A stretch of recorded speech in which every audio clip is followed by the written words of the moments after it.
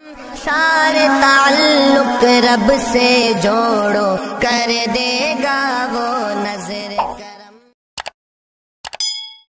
میں نے قرآن مجید کی جس آیت کی تلاوت کی ہے، اللہ تعالیٰ نے اس آیت کے اندر ایک پیغمبر کی موت کے وقت کا ایک واقعہ بیان فرمایا اور بڑے عجیب الفاظ کے ساتھ بیان فرمایا۔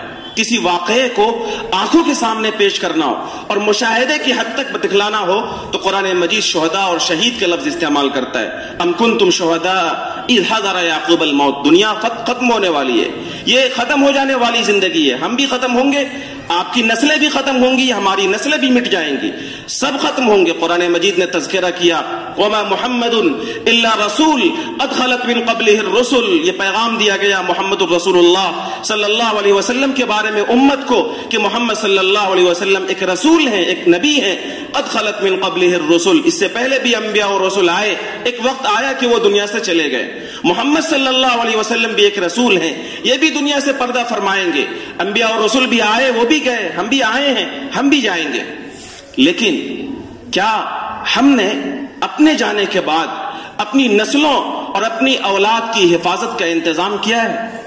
اگر ہم اور آپ اپنی نسلوں اور اپنی اولاد کی حفاظت پر غور کرتے ہیں تو ہم یہ اپنا تجزیہ کر کے ایک منصوبہ بناتے ہیں کہ مرنے سے پہلے ہم اپنی اولاد کو وصیتیں کر دیں گے کہ بیٹا میرے مرنے کے بعد تم ایسا کرنا ویسا مت کرنا، اور اس طریقے سے ہماری اولاد میرے مرنے کے بعد میں محفوظ ہو جائے۔ بہت کوشش کیا تو یہ کیا کہ ان کے لیے مال و دولت جمع کر دیا، ان کے لیے بینک بیلنس بنا دیے، ان کے لیے جائیدادیں بنا دی، ان کے لیے دنیاوی اسباب و وسائل جمع کر دیے، اور ان چیزوں کے ذریعے سے ہم یہ چاہتے ہیں کہ ہماری اولاد اور ہماری نسل محفوظ ہو۔ میرے بزرگوں، اللہ تعالیٰ نے ایک جلیل القدر پیغمبر کا تذکرہ کیا کہ انہوں نے اپنی نسلوں کی حفاظت کے لیے اپنی نسل کو اور اپنی اولاد کو کیا وصیت کی۔ ام کنتم شہداء اذ حضر یعقوب الموت، بڑے جلیل القدر پیغمبر حضرت یعقوب علیہ السلام۔ پورا گھرانہ انبیاء کا ہے۔ اگر کوئی نمازی گھرانہ ہو، دیندار گھرانہ ہو، اس دیندار گھرانے میں ایک باپ اپنے بچے کو مرنے کے وقت یہ کہے کہ بیٹا نماز پڑھنا، تو بڑی عجیب و غریب بات سمجھی جائے گی۔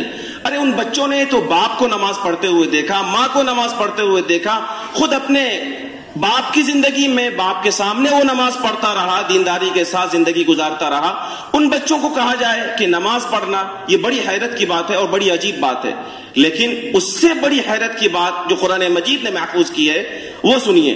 حضرت یعقوب نبی ہیں اور جلیل القدر پیغمبر ہیں، ان کے باپ حضرت اسحاق وہ نبی ہیں، ان کے دادا حضرت ابراہیم وہ نبی ہیں، اور حضرت یعقوب کے بیٹے حضرت یوسف وہ نبی ہیں، حضرت یعقوب کے چچا حضرت اسماعیل وہ نبی ہیں۔ پورا انبیاء کا گھرانہ، دادا نبی، باپ نبی، چچا نبی، بیٹا نبی، اور اس نبی کی موت کے وقت کا یہ تذکرہ ہے کہ جب مرنے لگے تو اپنے اولاد کو بلایا، یوسف کو بلایا، دیگر اولاد کو بلایا اور ان کو وصیت کی۔ کیا وصیت کی؟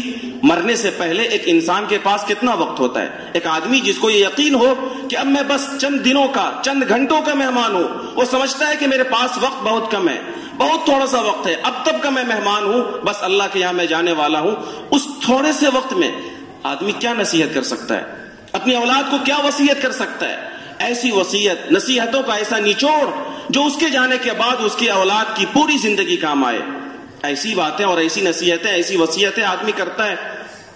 دنیا جہان میں جو لوگ سماج میں، سوسائٹی میں اور دنیا والوں کی نگاہوں میں باعزت، باحیثیت، منصب والے، عہدہ والے، اقتدار والے سمجھے جاتے ہیں، وہ لوگ اپنی اولاد کو کیا نصیحت کرتے ہیں؟ آپ حضرات نے دیکھا ہوگا بہت سارے لوگ، بزرگ لوگ، بڑے لوگ، صاحب فہم جن کو سمجھدار کہا جاتا ہے، وہ لوگ اپنی اولاد کو مرنے کے وقت کیا نصیحت کرتے ہیں کہ بیٹا میرے مرنے کے بعد محبت کے ساتھ رہنا، لڑائی جھگڑے مت کرنا، میرے بعد تمہاری ماں ہے، اس کا خیال رکھنا۔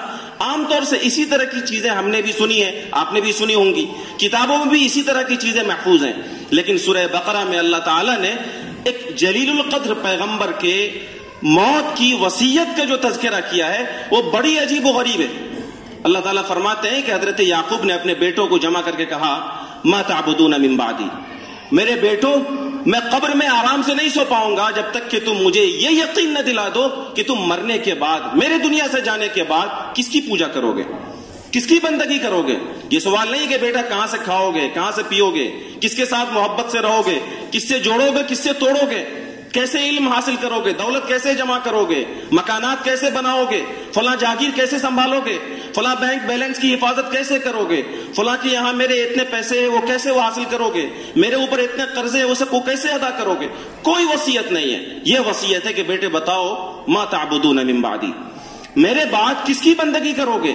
ایمان میرے پاس ہے اور اللہ کی سب سے بڑی نعمت ہے، تم نے مجھے ایمان کے ساتھ دیکھا ہے، تم صاحب ایمان ہو، نبی ہو، یہ یقین دلاؤ کہ تم میرے بعد کس کی بندگی کرو گے۔ میں نے شروع میں کہا تھا کہ نمازی گھرانے میں، عبادت والے گھرانے میں باپ مرنے کے وقت یہ کہے کہ بیٹا نماز پڑھنا، تو عجیب و غریب بات سمجھی جائے گی، کیونکہ سب لوگ نماز پڑھتے ہیں تو نماز کی وصیت کیا مانا؟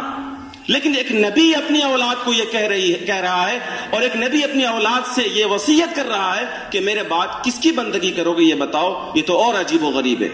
لیکن عجیب و غریب نہیں ہے، بلکہ یہی سب سے بڑی ضرورت ہے کہ اولاد اگر مرنے کے بعد اپنے باپ دادا کے اسی نیک راہ پر، ایمان کے اور ایمان کی بنیاد پر جو تہذیب اور جو تمدن بنتا ہے، اس تہذیب اور تمدن پر باقی رہے گی، تو انشاءاللہ وہ اولاد قیامت تک اور اس کی نسلیں